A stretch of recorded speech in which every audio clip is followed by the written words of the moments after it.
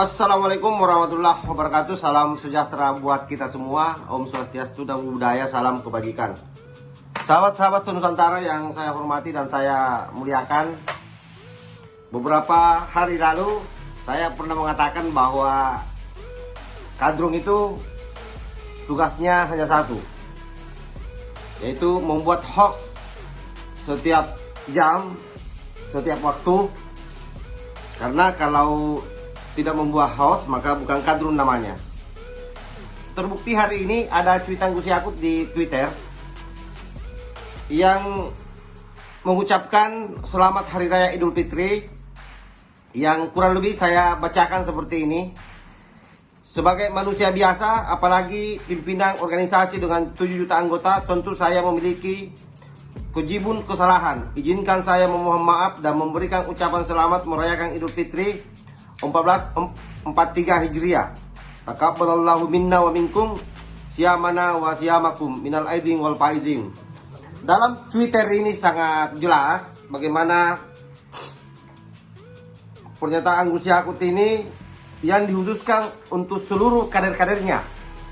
Jadi Gus Yakut sebenarnya minta maaf terhadap seluruh kader-kadernya dari kurang lebih 7 juta orang, jumlahnya seluruh Indonesia.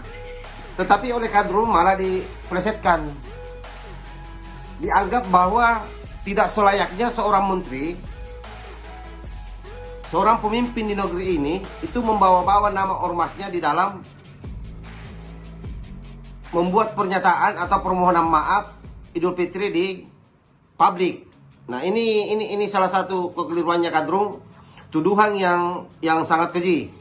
Bahkan beberapa akun Twitter seperti yang saya bacakan ini,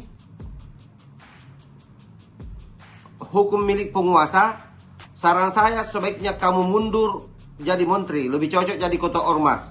Pikirkan baik-baik. Coba bayangkan itu otaknya Kadrun. Persoalan internal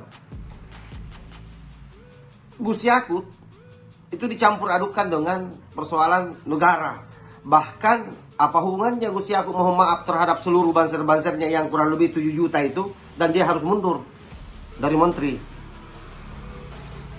Nah, untungnya seluruh rakyat Indonesia yang mayoritas memahami dan mengetahui bahwa Kadrun memang ini kerjanya adalah menghujat pemerintah, menghujat pemimpin. Yang selalu saya sampaikan dari awal bahwa mereka ini sebenarnya adalah neo-khawarij,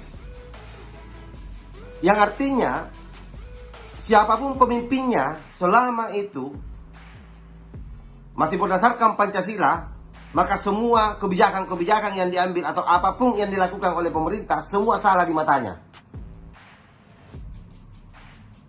Oleh sebab itu saya kira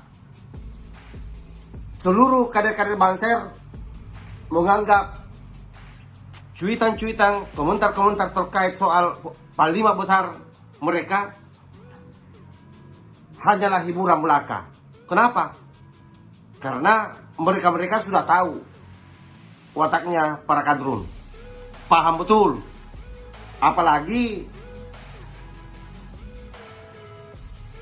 mereka ini dibubarkan oleh negara itu di masanya Gus Yakut menjadi Menteri Agama. Otomatis Gus Yakut pasti sangat dibenci oleh mereka. Nggak apapun yang dilakukan Gus Yakut, sekalipun itu benar, pasti akan dinilai salah.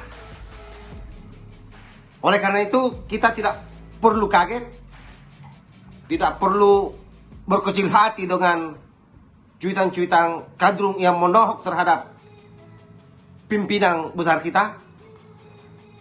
Karena itu tadi yang saya sampaikan, mereka ini kita anggap saja sebagai hiburan buat kita. Justru rasa-rasanya hari ini kalau Kadrun tidak ada, hidup ini terasa tidak lengkap. Nah, tetapi sekali lagi, polisi mestinya tegas terhadap akun-akun yang seperti ini, termasuk Kominfo. Itu harus tertib, menertibkan akun-akun yang abal-abal, yang kerjanya hanya nge-host, memprovokasi, melemahkan kinerja pemerintahan kita. Sengaja menembak, mencaci maki tokoh-tokoh kita yang seharusnya kita hormati. Sebagaimana ajaran agama Islam yang kita anut. Dan saya kira semua agama menyerukan soal bagaimana memberikan penghormatan, penghargaan terhadap pemimpin. Jadi sekali lagi saya sampaikan terkhusus kepada seluruh kader Ansor Banser agar tidak terprovokasi dengan cuitan-cuitan kadrun-kadrun biadab. Kita jadikan saja cuitan itu sebagai obat sekaligus hiburan kita. Dan jangan pernah membenci mereka. Karena mereka adalah sesungguhnya orang-orang yang tersesat, orang yang tidak paham persoalan, orang yang menjadi korban politik yang berlabel agamis. Wallahul muwaffiq ila aqwamit thariq. Wassalamualaikum warahmatullahi wabarakatuh. NKRI harga mati. Salam Nusantara.